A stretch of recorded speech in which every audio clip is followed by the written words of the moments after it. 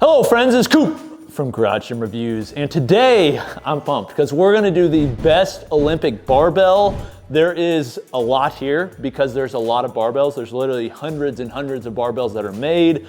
We have hundreds of barbells literally in our possession.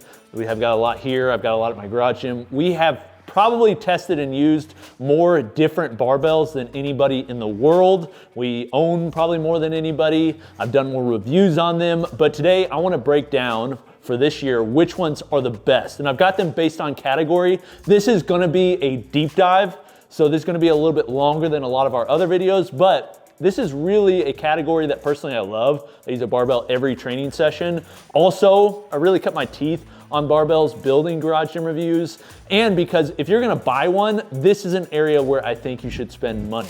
So I'm gonna go through and tell you which ones are the best for general purpose training. I'm talking just a little bit of everything, what a lot of people have in the garage gyms. Also best power bar and best Olympic weightlifting bar. Now, I've basically taken all of the ones that are on the market and shoved them down into the ones that I think are most worth looking at. That doesn't mean I haven't tested others. If you'd like to see our full breakdown on every bar we've tested, our thoughts on all of them, check out the link below the like button where you can go to the website. But with that being said, let's get into it and find out which is the best Olympic barbell for the categories and based upon budget. Let's do it. Okay, so this is admittedly a hard category to talk about because there's just so much. I mean, the amount of time I've spent testing barbells as well as talking about barbells and everything like that, I mean, many more hours than I'd like to admit, but also just coming up with what I want to talk about for this video and all the specs and everything. I mean, it's been a full work week just for this video. So I'm excited, I'm also prepared, and there's just a lot to talk about. One thing I will say, I'd love to hear from you what your favorite barbells are. Also, if you'd like to support us and the work that we do, check out the links below the like button for the barbells that we recommend, where you can purchase them. The companies will pay a small commission, won't increase what you pay, but does allow me to continue the barbell habit. And then lastly, if you think I've missed any, like I'm not prone to error, let me know in the comments. I'd love to hear, and maybe I'll add it in the future, or ones that you'd like to see us do individual reviews. Okay, first off, as I said, I've got these categorized by type of training, but I also have what you should look for in a barbell. And the first thing I think you should look for is just the general construction and the tolerances of the barbell.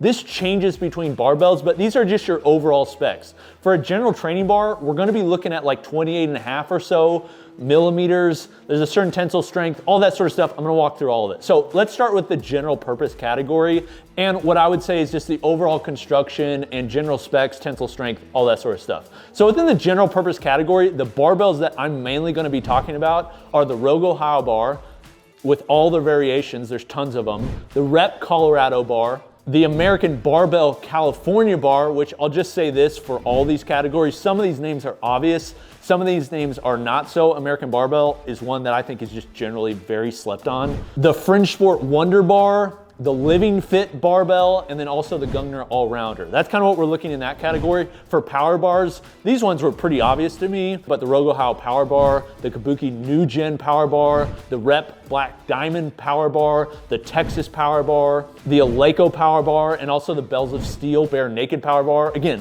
there's others out there, but these are the ones that I think are worth looking at. And then within the Olympic weightlifting category, you've got to go with Eleiko somewhere on the list. You've got to have Usaka. I've also got Rogue in one of their bars, which they've got a ton of variations. More to talk about that later. The Rep Alpine bar, which is a newer Olympic weightlifting bar. And then also, just because I think they do such a great job, American Barbell and their SS Comp bar. So those are the bars we're looking at. Within the overall construction for the general training, here's what I'd say. One of the tightest tolerance bars for this category of ones that I've selected, and also that means quietest bars, is gonna be like the Rep Colorado bar. That's a bar that's just got really tight tolerances. They went back to the drawing board. These are newer bars. This is one that we've done a full in-depth review on. It's definitely one that I really like. I'll talk more about what my recommendations are later, but that one is definitely tighter tolerances than I would say the gold standard, which is the Rogue Ohio bar. Most of you that are watching this, like Rogue Ohio, that is synonymous with general training. That's the one that a lot of people go with. If you're not gonna use a center knurl and you wanna do more high rep training, that's the one that a lot of people look to. So a lot of these I'm gonna be comparing to that.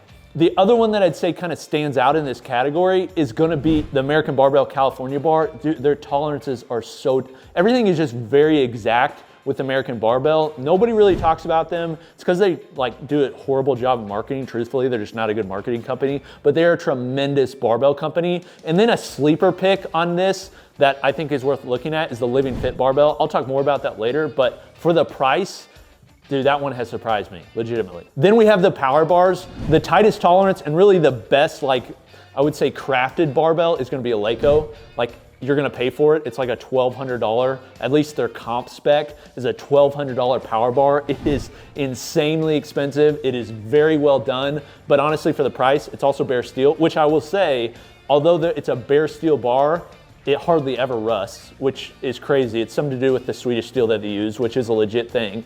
But the one that I think has the loosest tolerances is gonna be like your Rogue Ohio power bar. When you drop that with just the bar, it clinks, like you can just hear it, which is an annoying thing. And then also the Kabuki New Gen is also looser tolerances. Then the Olympic weightlifting bars, man, the standout is Eleiko again. Like their stuff is just so good, but Rogue's Olympic weightlifting bars also are fantastic. But when we're looking at tensile strength, the highest tensile strength bar is gonna be like your Kabuki strength power bar, 250K tensile strength. Other power bars are gonna be somewhere between 190K and 200. I don't think it necessarily matters as much, but I will say one that it does matter once you get above that 190 is going to be the Texas Power Bar. Texas Power Bar is kind of like the legacy pick. It's one that everybody's talked about. It's 28.5 millimeter, which I don't like for a power bar. I prefer 29 millimeter, but they did collaborate with my friend Brandon Campbell Diamond and came out with a 29 millimeter, which is pretty sick. But I will say a 28.5 millimeter bar with 190K tensile strength is a slinkier bar, which is better for deadlifts with the Texas Power Bar, but not as good for squats because it's just gonna bend more. So something to consider on the power bar front. Another thing that I've considered in like my recommendations here for overall construction is an F rating. I'm not gonna go, I've got a whole video on F rating, you can check it out in the card, but an F rating basically tells us the durability of the bar. Rogue's bars, all of them, they're the only ones that use this. It's proprietary, is Rogue work hardening. Anybody that tells you that's not a thing that matters is lying to you. They're a competitor. It really does matter. It's a real thing. They spent so much money on it. And the F rating was collaborated with Rogue, but it was done with a third party.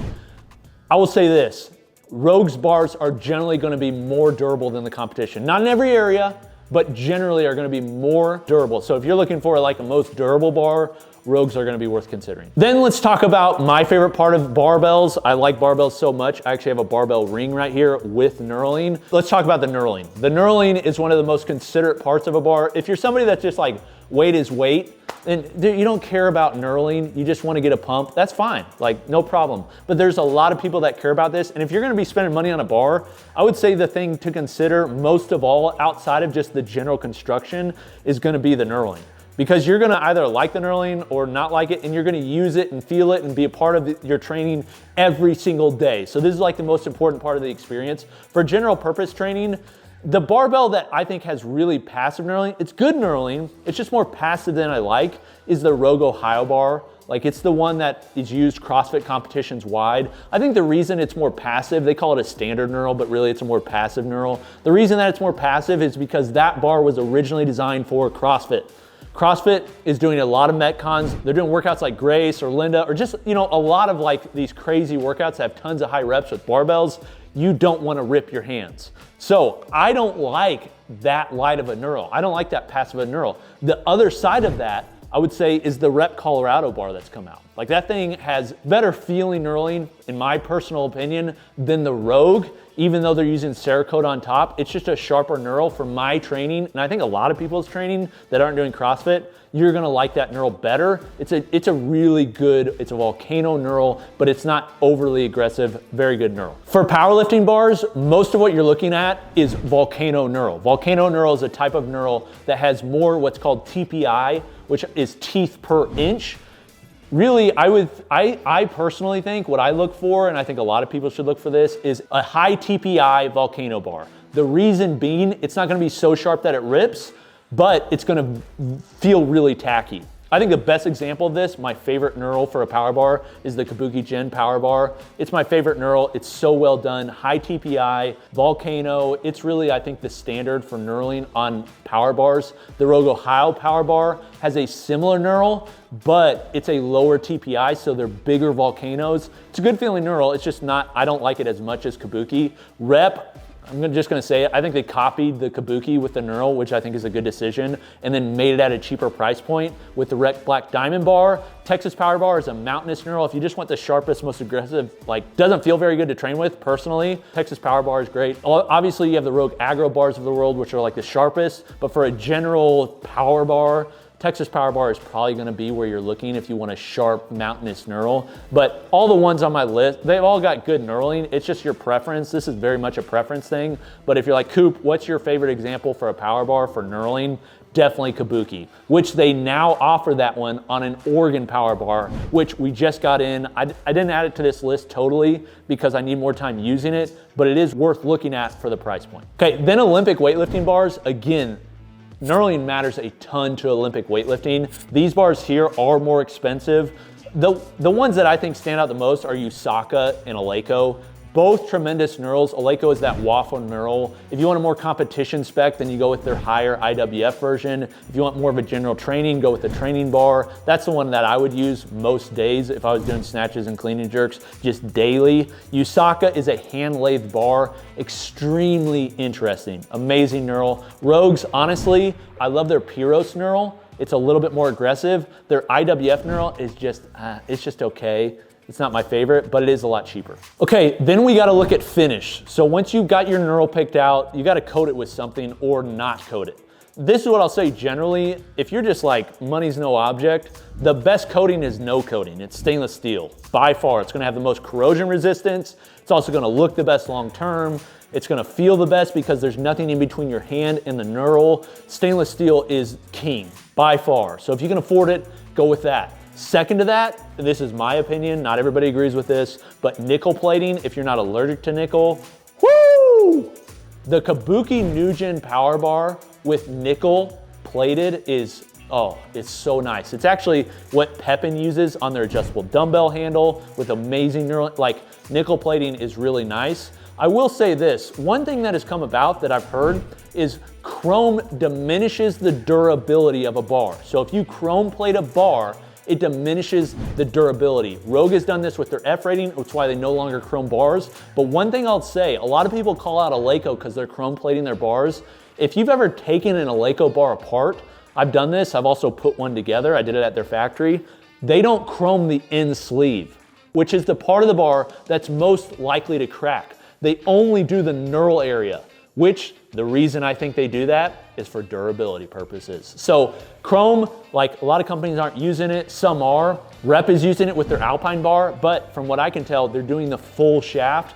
There may be some durability issues there long-term if you're using this in like a really high volume gym, but for most home gyms, none of that's really gonna be a worry. The bars for general purpose, if you want a Rogue Ohio bar, you can get any coating you want. They have everything from Cerakote, stainless steel. They have stainless steel with their matte black proprietary coating on the sleeves, which looks freaking money. They have stainless with stainless sleeve. They have everything. So black zinc, black oxide, E-coat, you name it. If you're on a cheap end, go with E-coat. If you want money is no object with the Ohio bar, obviously go with stainless steel.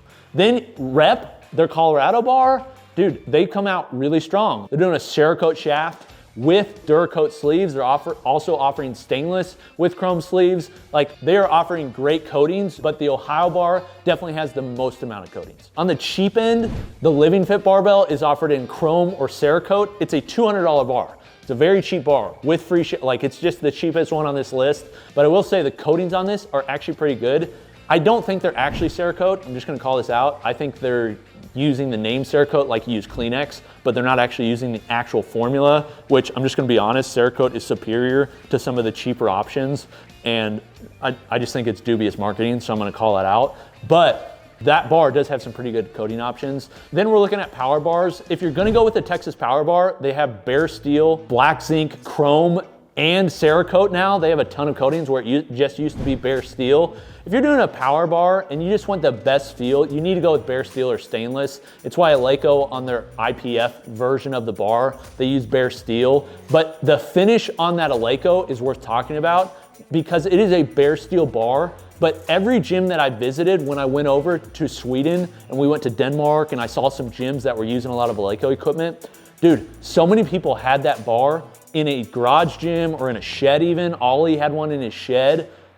No corrosion, like incredibly corrosion resistant. And I think it's because their steel uses a lot less carbon than a lot of US steel. So worth talking about. Then on the Olympic weightlifting bars, the ones that stand out to me, Usaka has nickel plating, Rogue IWF has bright zinc or stainless. Again, I'd go with the stainless option if money is no object. If not, the E-coats, the bright zincs, or if you're going with like an Eleiko, a chrome version, those are the ones to look for. Okay, then lastly, before I talk about value and kind of give you my recommendations, is warranty. This one's gonna be pretty short because the standard created, I would say probably by Rogue, is a lifetime warranty. And now pretty much every barbell on my list offers a lifetime warranty. This is what I'd say to all those offering lifetime warranties. A lifetime warranty only matters so long as the company is going to be around for your lifetime. I have a pretty good idea that Rogue, Eleiko, now Rep too, they're gonna be around for my lifetime. Like they're gonna be around a long time. Living Fit offering a lifetime warranty, sorry Living Fit, I'm just not as sure they're gonna be able to service it. Also, some of these companies have better track records and the lifetime warranty isn't like Patagonia's Ironclad warranty where you can just send it in, doesn't matter if it's transferred, any of that stuff, they'll take care of it. No, all these companies have specific language depending on the bar, but I will say the gold standard from my experience and everything I've seen from experience online, people that have home gyms, Rogue takes care of their customers the best out of all these, like just being truthful. Now, there's other companies that are doing a great job with this. Rep has been doing more and more lifetime warranties and doing a good job of it. Eleiko, dude, they're okay. I think they actually kind of suck in this area. They may offer a lifetime warranty, but some of their language over the years and some of the things I think I've just heard through the home gym community, it's just eh. But that's what I'd look for on warranty. Now let's get to value. Because this ultimately what it comes down to, what's the price gonna be, and then how does that match up with what you're looking for? The barbells in the general purpose category are going to range all the way from $200 up to, like, there's some very expensive general purpose bars. But if you spend over $200 on a barbell, I think you can legitimately get a bar that you're gonna spend the rest of your life with. Like that's for all these categories. So the more that you spend, like it's diminishing returns, right? This is how with everything. Like you're gonna get some better features, but yes, you can get just as strong, just as fit using a $200 bar as you are gonna do a $2,000 bar. I would say that the ones to look for in this category are gonna be around that $300 range. And that's gonna be like the Rogue Ohio bar, that's gonna be your Rep Colorado bar, and others. I don't think I would spend as much as like an Eleiko XF bar for general training. I just don't think you're gonna get your money out of it. For power bars, again, you can go all the way from a Rogue Ohio bar around $275 for a bare steel version, all the way up to an Eleiko bare steel. Like, again, diminishing returns, I think a good midpoint, if you want something that's just very, very, very good, the Kabuki is gonna be fantastic, or a stainless version of the Rogue Ohio. And then for Olympic weightlifting, these are all very expensive because they're using needle bearings, they're very expensive, they're using high components. Like you're gonna be spending a lot of money. Eleiko is gonna be very expensive. Rogue, I think, is a good mid-ground for like 500, 600 bucks and something that's gonna be just fantastic that you would actually use in a competition. Now, one other category is spin. I'm not gonna talk a crazy amount on rotation system. So this is what I'd say for general training bars, you want bushings. Some bars will use bushings and bearings. I think for general training, you want something that's gonna last. So I would go with bushings. I prefer for longevity brass bushings over composite bushings, but composite bushings are quieter because it's not metal on metal. Rogue Ohios use either bronze or they use composite, some to watch out for. Rep uses composite. For power bars, it's almost all bronze bushings, self-oiling brass bushings, like that's pretty much what you're gonna go with. And then Olympic weightlifting, that's one to really watch out for. They're gonna be using needle bearings, or say Usaka, they have like their own dry system that doesn't use any oil and doesn't use bearings. It's a slower spin. If you're gonna be using something where you want a lot of spin, Rogue's IWF bar is probably the fastest spinning. From there, below that, they're all consistent, would be like Eleiko's, and then below that would be like Usaka's. I would say personally, my pick, just for rotation, I really like the consistency and rotation of Eleiko. Okay, now let's get to my picks. Okay, all that said, I mean, there's a lot there, but this is a deep dive and this is very expensive. This is something you're gonna spend just a crazy amount of money on, so I wanna do it justice for you. These are my picks. Okay, for the general training category, my top pick, the one that I'd recommend for a lot of you guys, is gonna be either, I've got two here and it just depends on your preference, either the Rogue Ohio bar or the Rep Colorado bar. Rogue Ohio bar is made in USA. If that really matters to you, go with Rogue. Rep, they have operations in the US, they're based in the US, they really care about the US, like they're trying to make some stuff here. Like, I don't think it's like apples and oranges, although the Colorado bar is made overseas, which it's called the Colorado bar. Sometimes that frustrates me. Regardless, I'll just say those both are comparable. I personally would go with the Rogue Ohio bar, although I think the Rep Colorado bar has a more aggressive knurl, which I prefer, but I love that the Rogue is made in the USA. I love that they stand behind their products for sure. Lifetime warranty, the coatings they have, all that sort of stuff. They're very head to head. It's gonna be whichever one you like more. They're both fantastic bars, but I will say, the knurling on the Rep Colorado bar, chef's kiss. Then you have the Money's No Object. This is one that I actually didn't have a ton on in this, but that's the Gugner All-Rounder. Like, it's a 28 millimeter bar, so a little bit thinner. Knurling's pretty good, but the clip system on that, ooh, it's just so good for general day training when I just want to get in, put my plates on, not worry about stuff. That's the one I most use. And then my budget pick, definitely the Living Fit Barbell. An honorable mention though that can compete with that one is the Fringe Sport Wonder Bar. It's a very good bar. They're offering bushing and bearing options. It's priced well. Fringe Sport, I think, will actually service their warranties. The owner, Pete Keller there, like actually cares about his company, so he'll take care of you. Either of those I would look for. If you're just on a really low budget though, go with Living Fit. Okay, then Power Bar. Man, you wanna start some fights, say the best power bar is X bar, and then you're gonna have everybody from the other camp come in and tell you you suck. So I have no problem doing that, tell me I suck. But the ones that I think are the best is gonna be the Rogue Ohio Power Bar for the value. Like, the bare steel version is 275 bucks. That's fantastic. But one I wanna consider is gonna be the Kabuki Organ Bar, because it's gonna have that fantastic knurling, but it's at 270 bucks. So that's gonna be a comparable one that we'll have a review in the future. If you'd like to see me review that, let me know in the comments and also subscribe. Then below that is gonna be like your Money's No Object pick. This is the one that I would go with because I have access to all these bars, is gonna be the Kabuki New Gen bar. That's actually the bar that I use the most. Freaking love that bar, love that knurl, love the nickel plating, and the price has gone down like by 200 bucks, significantly. So definitely what I'd recommend. And then your budget pick, I think the Bells of Steel Bare Naked Power Bar for around 220 bucks. It's bare steel, high tensile strength, pretty good knurling, okay knurling. It's not the most consistent. There's some double tracks and stuff like that. They're using chrome sleeves, but all that you can get for that bar, if you make sure you coat it with oil and keep it coated in a garage gym, it's a sick bar. Then lastly is Olympic weightlifting. For Olympic weightlifting, like, you're gonna have to spend a lot of money on Olympic weightlifting bar, unless you just wanna go, you can use a general training bar and be just fine. You can use a bar with bushings, but I'm really talking about bars that are made for the stage, bars that are made to last a long time, bars that are using needle bearings, those sorts of things. My favorite is gonna be the Eleiko training bar. Like, when I went out to Eleiko and saw the testing that they do on bars, I asked them, like, why don't you release any of this stuff? And they're like, we don't really know. Like, dude, the steel and everything, like, I'm telling you, their stuff is so freaking good. The Swedish steel idea, I was not a believer in. Once I went out there and saw the way that they test their steel from foundries, the amount of testing they do on their bars and every other bar in the world, and like, dude, I think it's worth the cost. If you're gonna buy one bar, like, it's fantastic freaking bar. If you want on the cheaper end, I think the Rogue IWF bar is fantastic. I think the Rep Alpine bar is good too. I do sometimes worry with the chrome that goes all the way out. I'm just not sold on that bar yet. I think Reps is doing a lot of good things in the general purpose bar and the power bar, but the Alpine bar, I need to spend more time and hear other people's thoughts on it too in the Olympic weightlifting community. So I'd love to hear from you if you've used it. One other consideration in all these categories as I'm giving recommendations, again, American Barbell is slipping my mind. If you want just a good bar that's under the radar, there's sometimes that I buy things and I'm like, I'm gonna buy this because I don't see anybody else buying it and I think it's really good. An example of that is an American Barbell bar. Their knurling is generally more passive, but their California bar is one of the better values out there. So if you're wanting something that you don't want like the Rogue or the Reps of the world, American Barbell, like it's right there with them, if not better in many ways.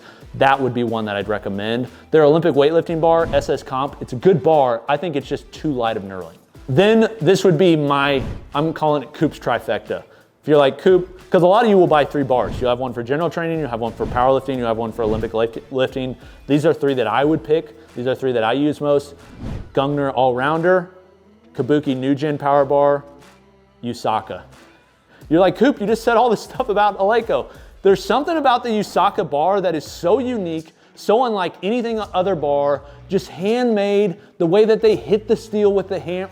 I just love stories like that. So I'm not saying it's the best out there. It's just there's just something affinity I have for like Hagani steel, I think it's called. Just all the unique components. So man, that's a lot of bars. I know there's gonna be people like, why didn't you recommend the Texas Power Bar? Why didn't you recommend the Rogue list? Like, I get it. There's so many bars out there to recommend. I'm just giving you, this is what I think. There's legitimacy for all of these bars that are out there. I would say this, we live in a damn good time. The fact that you can get such good bars for, although inflation has increased the prices, still much cheaper than the options we would have got a couple decades ago. Like for barbells, this is a good problem to have. All right. I'm kind of exhausted. Let me know, what do you think in the comments about this sort of deep dive? Would you like to see this on any other categories? Do you think I missed any bars? Let me know in the comments. I'd love to hear from you. Also, would you like to see any deep dives on a specific bar that I talked about? An actual in-depth review on that one? Let me know. This has been Coop from Garage Gym Reviews. I'll see you next time. Peace.